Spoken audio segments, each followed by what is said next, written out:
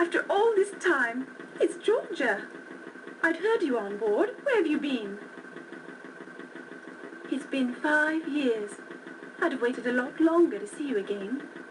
Why didn't you tell me where you'd gone? Dina hadn't a clue, nor did Jack.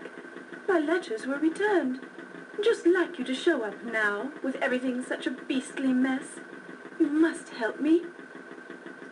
You've no doubt heard the rumors. I won't deny most of them. I can't. Even if the money's gone, I won't give the diamonds to Charles, never. These are all that remains. My insurance for a new life without Charles or Saoirse. Saoirse, the owner of the Barbican Gallery? We're friends, of a sort.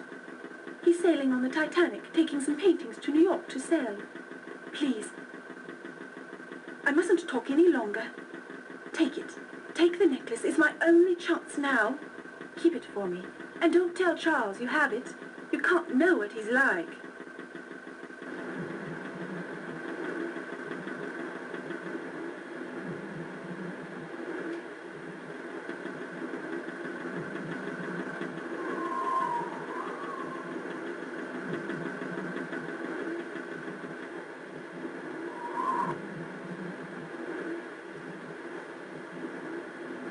Hello, what can I do for you? Too quiet. It's Annie. With Matthew so sick, I worry about my wife. Medicine's expensive, and we're paying no bloody great fortune either. A one-way first-class ticket cost more than I make in a year.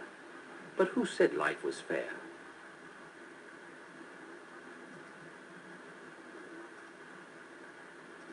Ah, my binoculars. Thank you. Borrowed them from Fleet earlier tonight. He's up in the crow's nest. Hope he has another pair with him. Oh, guess I left them somewhere. Thanks again. Well, I suppose it's all right. Just don't touch. Good night.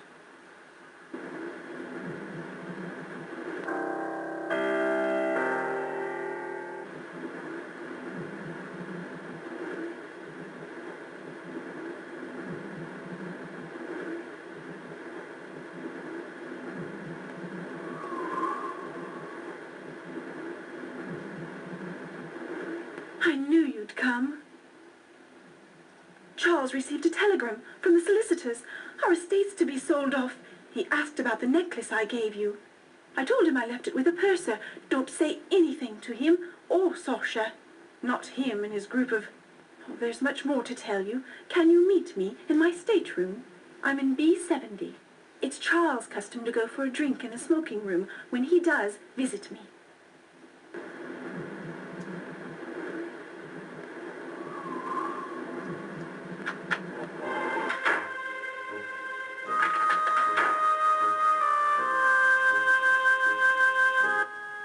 Lord Lambeth. I'm traveling with my wife, Lady Lambeth. George has decided to take the air. I opted to take this. My wife, Georgia, she's unwell. She tells some fairly tall tales. Yes, it's not the best situation, I'm afraid. And just one of my trouble.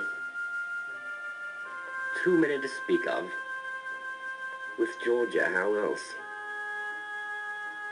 4 years ago at a house party, she enchanted me. We got married and were happy. But Georgia's moods grew volatile. She imagined plots against her everywhere, even with Sasha. Sasha cares more for money than for her. I know that now. He's on board, actually, shepherding a collection of paintings to New York. But that's a secret. Good night. And if you should speak to my wife, remember, she tells some fairly tall tales.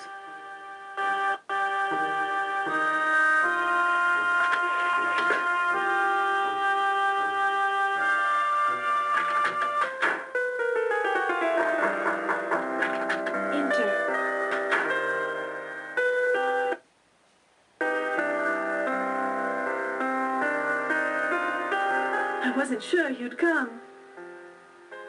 Andrew Conkling? He's loaned money to Charles. A lot of it, I think. First, I want to know how you fared these last years. Rather well from the looks of you. I'm glad to see you. You're the only person I can trust. Please promise me you'll help. You always were there when I needed you. Now, with my life a horrible mess. When Charles discovered my affair with Sasha, he was quite calm. But I know him, you see. His revenge is taking the necklace, leaving me with nothing. And Sasha, I'd never trust him again. Don't you see? They're looking for guns, for bombs.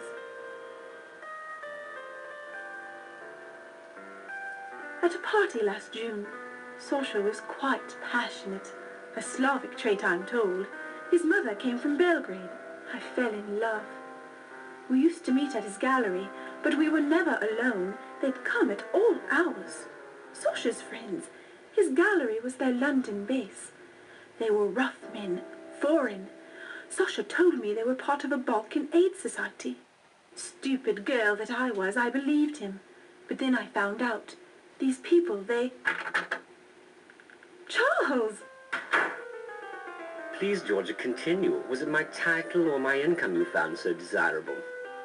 I was never sure. Now that both assets are depleted, why don't you go to Sasha? Maybe he can help, as he's done before. Ignore him. I see the smoking room's had its usual effect. Idle gossip, apparently. You see his attitude? Please, go. Since you obviously can't depend on me, here, take the chill out of the air. Thank you for seeing after my wife. Now I think it best you leave the happy couple, drowning in their happiness. Good night. Remember, I need your help.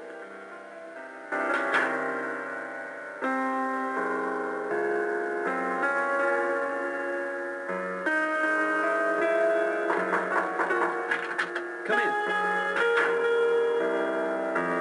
I'd hoped to meet you earlier. However, my wife and I were calling on the Astors. Madeline's pregnant. Beatrix was thrilled. We have no children.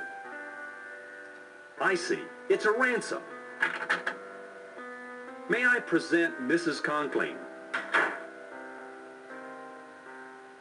You should pitch the ungrateful girl overboard. Your clothes, French cut, quite fetching. I forgot to tell you when we first met. Beatrix is on her way to California. She's got a new project in... Where is it, dear?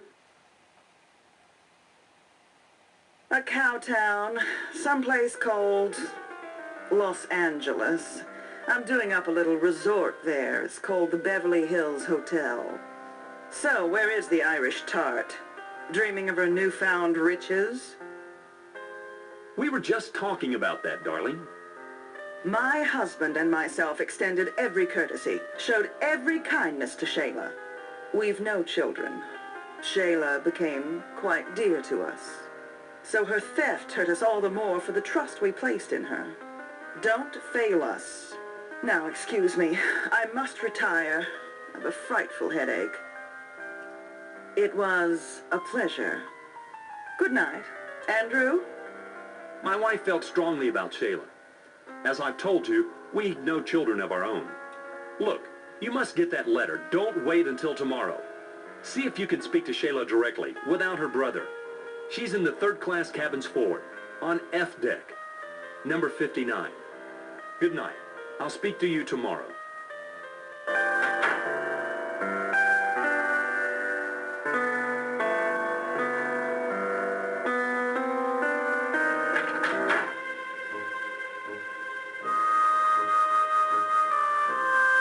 Evening.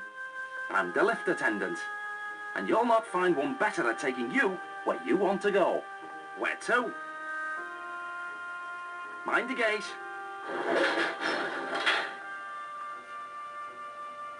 Up a bit late, aren't you? Just like Mr. Conklin. He's a night owl too. Just a little ways more. Oh, I say, would you step? Are you hurt, Henry? No harm done. No harm. I'm so sorry. Tralamadoo! We're the Goss Joneses from Haltwhistle, you know. How are you finding the crossing? You're English, then? I would have thought American. Oh, my. I didn't mean to insult you. Can't hold a thought. Dreadfully large place, America. Brain like as if she's got... All that space and all those immigrants trying to fill it up. I was just commenting to Henry, on a white star crossing one meets all the right people. While we were just chatting with a delightful elderly couple in the reception. The Strausses, wasn't that right?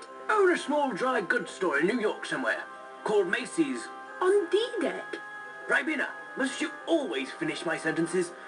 You're as jumpy as that American chap, that photographer. Yes, he was just snapping away. Taking pictures of some German colonel and that Englishman. Snap, snap, snap. War's coming all right, mark my words. War? How beastly. Will Mr. Burns have to fight? He and his wife, such sweet things. But I do see her point. It is their honeymoon. Why he insists on snapping those photos, I haven't a clue. For God's sake, woman, talk, like a madam in a Rangoon bawdy house. Henry, that's unspeakable. So don't speak then. Yaps louder than a scrum of rabid corgis. Now see here, this Burns chap. If you want to see something interesting, take a look at his pictures. He's on C deck, cabin C, 78.